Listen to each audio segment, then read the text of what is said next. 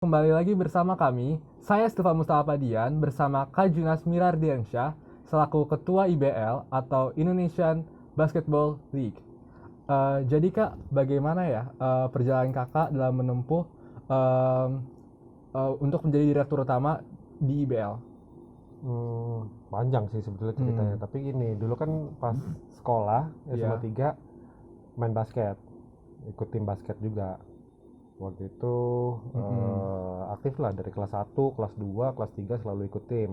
Iya Kak.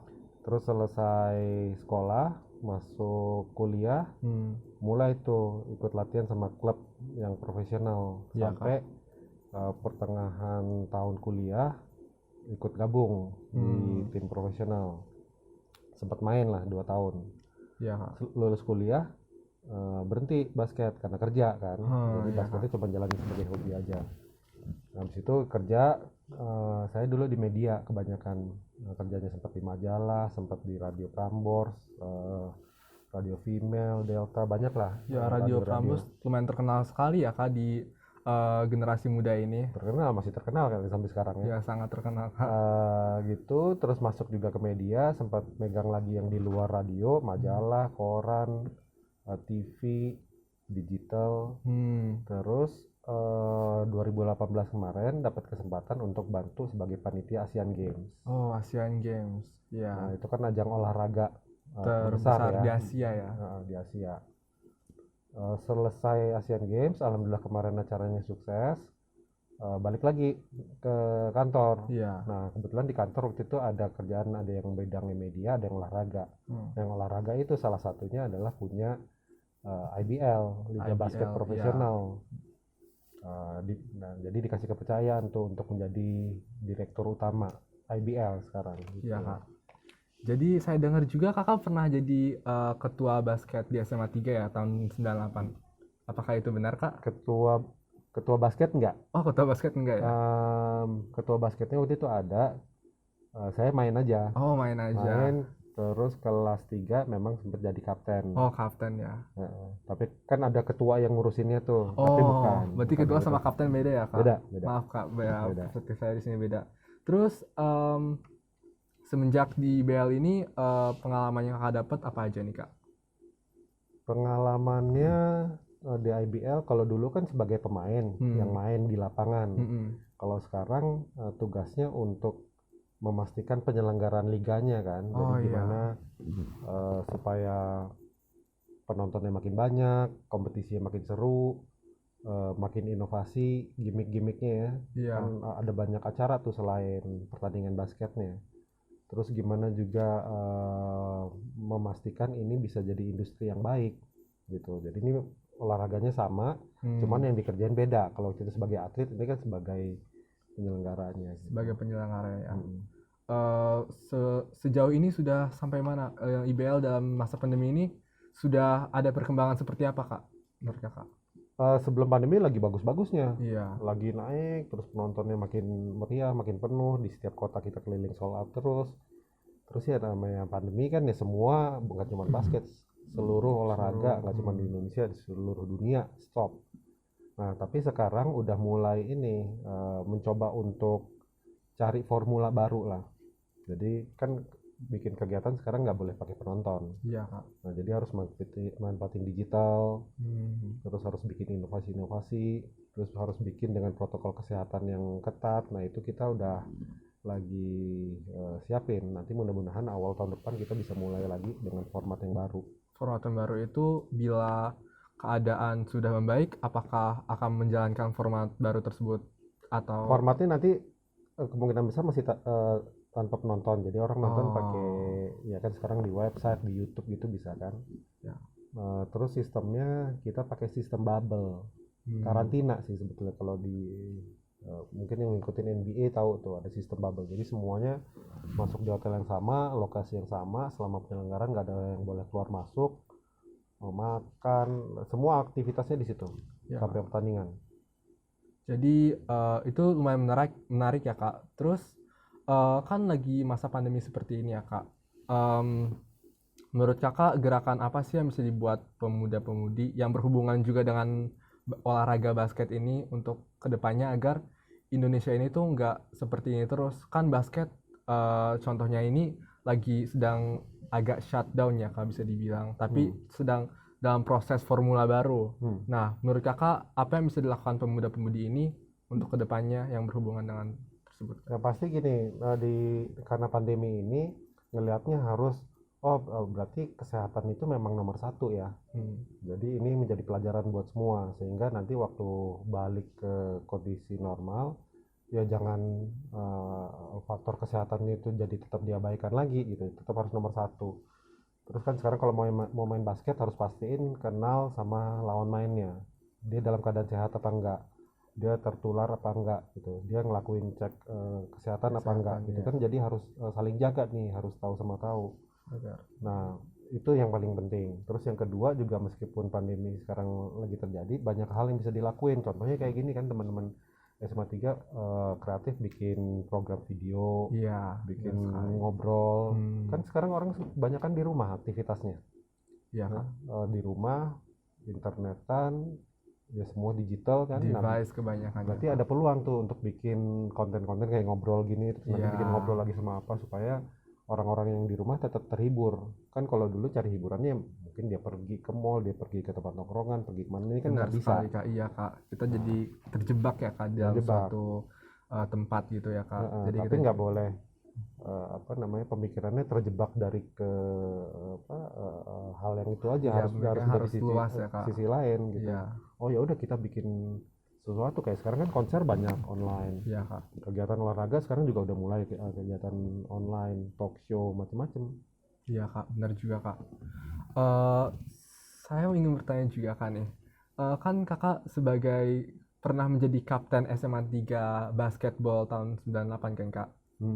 Nah, apa sih yang bisa diambil dari pengalaman tersebut untuk dunia kerja dari pengalaman jadi kapten ini? Oke, kalau misalnya dikasih itu kan artinya dikasih kepercayaan ya. Jadi dari sekian pemain yang ada, kepercayaannya dikasih ke satu orang. Nah, kepercayaan itu kan nggak boleh disia-siakan. Iya. Karena kalau kita dapat kepercayaan itu berarti orang menilai kita, ada penilaiannya. Nah, itu harus kita jaga. Benar sekali Kak. Sama juga waktu di pekerjaan, waktu mendapat pekerjaan, waktu mendapat posisi atau mendapat tanggung jawab tertentu, itu artinya tanggung jawab yang mungkin nggak bisa dimiliki oleh banyak orang. Nah, kepercayaan itu harus dipegang. Nah, itu yang paling susah. Iya Kak. Itu yang paling susah untuk dipelihara. Kadang-kadang orang suka lupa, tapi itu untuk jangka panjang itu paling penting. Karena kepercayaan itu nanti ujung-ujungnya reputasi, ya. Diri sendiri dan Jadi orang menilai kita, oh percaya ini sama si ini karena dia, kita tahu deh pokoknya dia bisa dipercaya gitu. Tapi kalau misalnya kita mengabaikan atau kita menyia-nyiakan, itu rusak kepercayaan itu, atau reputasi itu rusak, ngebalinnya juga susah. Iya Kak, benar sekali. Mungkin itu kali yang bisa benang merahnya ya, dari seorang yang dikasih kepercayaan di tim basket menjadi kapten, kemudian di dunia pekerjaan. Ya Kak. Karena kepercayaan itu benar-benar dari dalam hati kita yang terdalam sekali. Saking orang percaya ini bisa melakukan apa saja kan Kak untuk buat ngelakuin kepercayaan ya Kak. Mungkin ada pesan untuk anak SMA 3 untuk kedepannya gimana Kak? Ya, untuk anak SMA 3 sekarang. Iya. Ya kalau SMA 3 kan histori akademis, non akademisnya bagus banget. Iya Kak. Dari sisi prestasi, dari sisi ekstrakurikuler lain, misalnya contohnya basket gitu ya. Terus juga alumninya itu punya histori yang baik lah. Itu bisa dimanfaatin sama anak-anak sekarang. Kayak sekarang ngobrol, sharing gitu ya. Terus juga basket gimana supaya bisa ditingkatin lagi, akademis yang lain, ekstrakurikuler yang lain gitu. Apalagi sekarang kan dengan pemanfaatan teknologi digital, makin borderless kan. Makin borderless, jadi kita bisa ngelakuin apa aja. Ngelakuin apa aja bisa gitu. Eksperimen aja terus. Ya, Kak. Jangan takut salah gitu. Justru lagi masa-masa sekarang kan trial error penting. Iya, Kak. Salah nggak apa-apa. Untuk menjadi pengalaman ya ke depannya. Penting nyoba. Nanti begitu udah masuk ke profesinya, ke dunia yang lebih tinggi, dunia pekerjaan, udah nggak dari nol, nggak baru nyobanya tuh sekarang. Iya, jadi itu ibaratnya tuh lebih kepada mayoritas dari bekal untuk kedepannya Kak. Jadi kita lebih mengambil bekal dari situ dibandingkan dari pelajaran-pelajaran di sekolah ya Kak. Dan itu bisa dari sekarang. Kalau zaman dulu kan ya, kita agak susah, nggak ada kesempatan itu gitu. Nah sekarang kan kalau anak-anak sekarang kesempatannya banyak. Iya Kak, benar Buat sekali. bikin apalah, bikin konten, nyoba sesuatu tuh banyak banget yang bisa dilakuin. Ya Kak. Nah, kawan-kawan, sekarang kita sudah memasuki sesi Q&A. Nah, di sesi Q&A ini terdapat 3 pertanyaan. Salah satunya untuk masuk ke IBL itu sebagai direktur utama IBL, IBL merekrut orang dari luar atau tidak ya Kak? Sebagai karyawannya, Iya, sebagai anggota juga. IBL tuh kan kayak dia tuh PT perusahaan, jadi sama seperti kantor-kantor atau perusahaan lainnya. Jadi ada direktur utamanya, ada direktur, ada manajer, ada staff, terus ada namanya bagian keuangan, ada bagian operasional, ada bagian pemasaran, marketing, terus ada digital, sama gitu. Nah, merekrut orang dari luar apa enggak? Iya, sama kayak perusahaan juga. Kalau misalnya perlu ada posisi, buka lowongan, orang apply, ya itu bisa. Banyak yang kita dari luar, bahkan semua dari luar negeri gitu. Oh, ini maksudnya luar negeri. Iya, Kalau luar negeri sebagai perusahaan enggak, tapi kalau sebagai atletnya iya. Sebagai atletnya itu Kalau atletnya kan kita sekarang nih si IBL tuh ada 11 klub. Iya Kak. Kan ada pemain-pemainnya. Di mana saja itu Kak? Klubnya ada yang di Jakarta, ada yang di Bandung, ada yang di Surabaya, ada yang di Salatiga, ada yang di Jogja, ada yang di Solo, ada yang di Bali. Nah setiap klub itu ya, pemainnya kan ada pemain yang memang Indonesia, ada juga yang dari luar negeri. Biasanya tuh kalau musim kemarin, season kemarin, setiap klub tuh ada 3 pemain asing yang dari luar negeri. Macam ada yang dari Eropa, ada yang dari Amerika, mostly dari Amerika. Ya Pak. Kalau bisa disebutin itu siapa aja Pak nama-namanya yang kakak kenal? Ya, semua sih kenal pemain asingnya. Iya. Banyak, ada Monroe Williams, terus ada Gary Jacobs, ada Stephen Goodman, banyak. Kemarin tuh musim kemarin ada 27. Lumayan banyak ya Kak. Terus untuk cara merekrutnya itu bakal dikontrak berapa lama mereka itu Kak? Jadi cara merekrutnya gini, kita tuh kerjasama sama agent. Kan pemain-pemain itu ada agent-agentnya. Kalau atlet profesional tuh ada seperti manajernya. Nah itu kita kontak agent-agent di seluruh dunia yang punya sertifikasi resmi. Jadi harus punya sertifikat resmi. Jadi sertifikat resmi itu untuk dia bahwa dia agent yang memang qualified. Baik. Nah melalui dia kita umumin ini bahwa IBL Indonesia Liga Basket membuka kesempatan untuk pemain luar negeri. Ya, jumlahnya sekian. Nah agent-agent itu udah punya tuh pemain-pemain di seluruh dunia, atau dia bisa mencarikan. Itu caranya. Jadi mereka yang cari, nah agent itu informasi ke kita, misalnya ada agent A, dia ngasih tahu nih ada pemain di sini sekian, kemampuannya begini, dia pernah main, pengalamannya begini, ya kita. Terus kita dapat list banyak kan pemainnya. Kemarin tuh kita lebih dari 100 listnya. Nah listnya itu kita kasih ke klub, milih di klub ini milih A, B, yang ini milih C, D. Terus kontraknya per season, kita hitungnya season ya Pak. Jadi dari awal season masuk persiapannya sampai selesai. Nah musimnya selesai, nah mereka selesai juga kembali ke negara. Satu season itu berapa lama ya sekiranya Pak? Sekarang kita satu season itu 5 bulan. 5 bulan berarti setengah tahun kurang lebih ya Pak? Ya. Untuk cabang-cabang IBL itu, maksudnya klub-klub dari IBL itu kan terdapat banyak ya kali Indonesia Kak. Nah itu perbedaannya apa sih Kak? Yang membedakan mereka itu, apakah mereka sama semua atau ada lebih kurangnya? Beda-beda. Ya pasti setiap klub punya domisili kota, itu dia punya tuh apa identitasnya sendiri. Logo juga kan pasti turunannya juga. Oh, beda juga. Pemain-pemainnya juga pasti beda. Itulah yang membedakan klub satu dengan klub lainnya. Positioningnya berbeda. Posisi kakak itu Besok lebih menarik lagi. Tahun depan tuh kita ada 2 kota baru. Yang sebelumnya nggak ada. Tadi kan disebutin Solo, Bali, yang baru sebelumnya belum ada. oh sebelum belum ada ya kak, jadi yang Jakarta dan lain-lain juga kak. Iya, Dan kakak ini sebagai direktur utama IBL itu di Indonesia itu berarti mewakili satu Indonesia, berarti semua klub itu dipegang oleh kakak. kita penyelenggaranya. Jadi Oh, kita menyelenggarakan liganya, menyelenggarakan kompetisinya. Klubnya itu berpartisipasi. Oh, Jadi istilahnya partisipan. oh iya. Bukan IBL itu memiliki klubnya. Oh iya. Sama di seluruh dunia juga gitu. Penyelenggaraan kegiatan olahraga kan ada penyelenggaranya, terus ada klub-klubnya itu sendiri. Kalau bisa dijabarkan kriteria-kriteria pemain basket tersebut yang akan direkrut itu seperti apa aja kak? Yang spesifik dan umum. Oke, kalau yang pertama yang rekrut itu bukan liganya, yang rekrut itu klubnya. Nah kalau kriterianya ya udah pasti karena basket kan size pasti penting.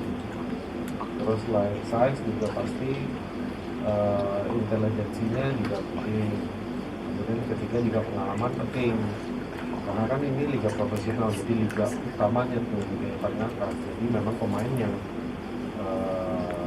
udah satu pengalaman juga, bahkan dia main di klub, main di sekolah atau main di mana. Jadi waktu masuk itu dia udah punya pengalaman yang cukup baik buat berkompetisi. Karena ini kan bukan pemula, bukan kompetisi Awal karena ini kompetisi untuk profesional. profesional ya kak, karena ini IBL itu bawa nama baik Indonesia ya kak. Jadi nggak bisa asal milih jadi pemain nanti, jadi nggak bisa asal milih dari SMA juga ya kak, harus. Kalau dari SMA kan pasti ada jenjangnya dulu. Setelah Oh, SMA dia iya. kuliah baru biasanya ke IBL profesional. Itu juga harus jago banget ya kak. Terus kemudian untuk lanjut ke pertanyaan kedua nih, kakak kan pasti kenal sama Kak Wenas ya kak. Wenas. Iya, Kak Wenas main basket. Wenas. Iya. Apa sih alasan Kak Wenas main pro di Indonesia menurut kakak nih? Wah, sebenarnya mesti ke dari Wenas, cuman kalau saya jawab satu, prestasinya dia di sekolah di SMA 3 kan bagus banget. Iya, Daniel Wenas. Kemudian setelah itu dia juga pemain yang sangat berpotensi main profesional pada saat itu ya. Dan sekarang memang jalannya ke situ. Bahkan ke nasional pun pernah jadi juara IBL pun. Wah, Nah, jadi kalau alasannya kenapa ya memang Daniel Wenas pemain yang hebat. dan Mulai dari sekolah sampai sekarang pun sampai hari ini pun dia salah satu pemain yang hebat sekali ya. Kakak dulu sekelas atau mungkin pernah kayak ketemu di sekolah gitu nggak? Enggak, angkatannya kan enggak ketemu di sekolah. Oh, beda ya angkatannya ya. Cuman pernah waktu itu ada kompetisi lupa SMA mana yang bikin kegiatan kompetisi basket SMA, terus ada eksibisinya. Oh, SMA 3 juga kalau nggak salah yang bikinnya. Nah, bikin eksibisi tim isinya pemain-pemain dari angkatan yang beda-beda.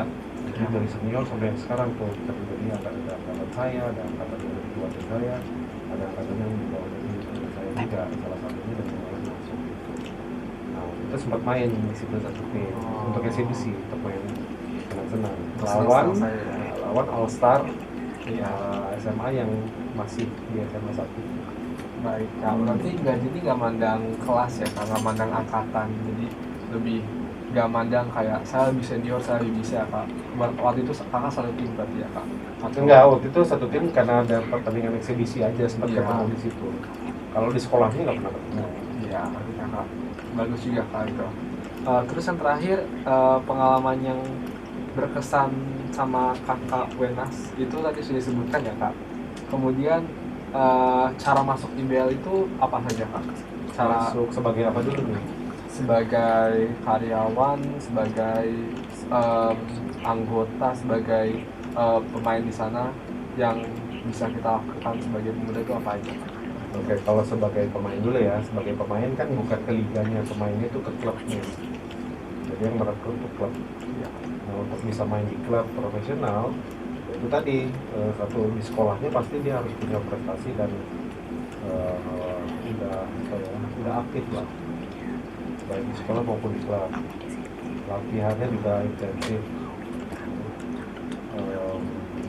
Intinya baik fisik, mental, intelijensi itu harus cukup untuk bisa bergabung di klub profesional. Iya Pak. Itu yang pemain.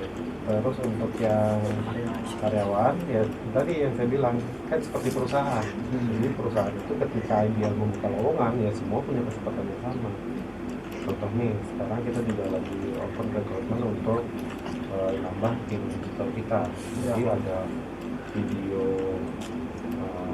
editor, ada content creative producer, ada social media admin, banyak tuh. Iya Pak. Dan itu kan siapapun bisa apply kalau cuma punya pengalaman, karena punya ketertarikan, punya interest di situ, ya semua bisa apply. Nggak harus berpengalaman basket ya Kak, karena ini melalui lebih ke digital gitu ya. Pak. Tapi paling nggak dia harus ngerti. Iya. Dia harus suka juga dengan basket, karena kalau enggak kan nggak ngerti, karena produknya kan sama yang dibikin kontennya itu kan basket. Iya, sebelumnya Kak juga menyatakan bahwa latihan untuk para pemainnya itu intensif Kak. Intensifnya itu bisa dijelaskan ya Kak, seperti apa? Nah, kalau profesional itu latihannya udah pasti setiap hari. Setiap hari ya Kak? Setiap hari. Ada yang mungkin 2 kali, ada juga yang 1 kali tapi durasinya panjang, bisa 3 jam. Wow. Nah kalau udah setiap hari gitu kan berarti nggak bisa cuma mikirin latihannya aja, istirahatnya, terus asupan makanannya, bagi waktunya, kedisiplinannya, itu kan semua harus jadi satu paket ya. Nggak bisa latihan keras setiap hari tapi sembarangan di sisi lainnya, di gaya hidupnya, di kedisiplinannya nggak bisa. Jadi waktu udah masuk ke profesional, nah itu udah komitmen jangka panjang. Dari awal udah komitmen bahwa saya harus melakukan satu paket ini ya. Ya, komitmen dari awal dan jangka panjang. Kalau bisa diulang lagi Kak, pengalaman kan Kakak pernah tadi kan ketemu sama Kawenas Kak, itu pengalaman yang benar-benar selain itu ada gak Kak, selain kejadian yang tadi Kakak sebutkan tadi ketemu sama Kawenas? Kalau ketemu ya sekarang kan saya megang Liga IBL itu, salah satu klubnya ada namanya Lukra Surabaya, klub dari Surabaya, itu pemainnya dari Wenas itu main di klub itu. Sering ketemu, Sering sekali Kak? sering sekali enggak lah, di beberapa kesempatan kalau misalnya lagi tanding, karena kan kita juga nggak bisa terlalu involved di kegiatan klubnya ya. Siapa? Tapi cukup sering lah ketika tanding, setelah atau sebelumnya, beberapa kali. Kesan yang menarik dari Kawenas itu apa aja Kak? Dia pekerja keras, terus dia seorang yang bisa membuktikan komitmennya. Contoh kan kalau dia itu dia sempat bermain di beberapa tempat, di beberapa klub. Nah di klub dimanapun dia main, dia selalu bisa menunjukkan kelas permainannya dia, selalu bisa nunjukin prestasinya dia lah. Itu yang menurut saya hebat ya, karena tantangannya pindah ke satu klub aja dan bisa adaptasi dan bisa membuktikan itu nggak mudah, apalagi ini beberapa ke beberapa klub dan menjadi leader. Iya Kak. Sekarang menjadi leadernya kan di klub tersebut. Jadi di klub tersebut ya Kak? Iya. Berarti lebih sangat jago ya Kak Kawenas ini? Suka menunjukkan juga seperti yang Kak bilang tadi ya, menunjukkan kekuatan dan kemampuan dia untuk menjadi yang terbaik di depan lapangan ya Kak. Menurut Kakak selain Kawenas siapa lagi sih Kak yang menurut Kakak jago nih? Banyak, kalau di Liga ini sih banyak sekali ya pemain-pemain bagus ya. Kalau dari SMA 3 nih, Iya. kalau dari SMA 3 banyak. Prastawa terus di angkatan saya juga banyak yang tapi sekarang udah pensiun ya.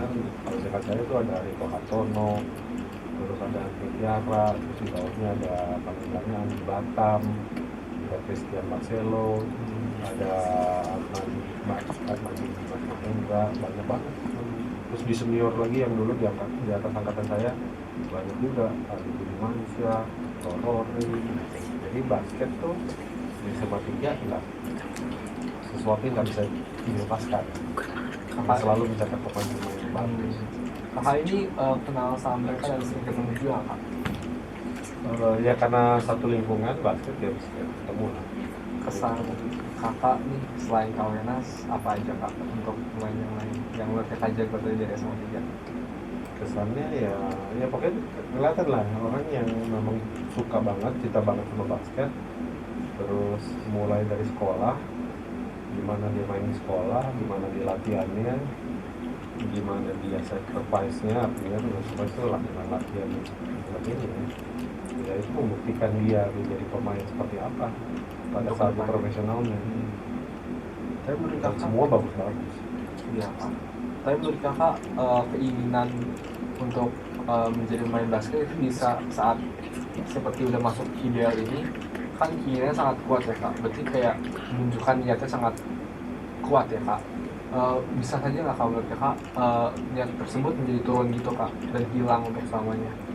Bisa aja. Itu tergantung banyak hal kan. Nggak cuma basket, semua kan juga begitu.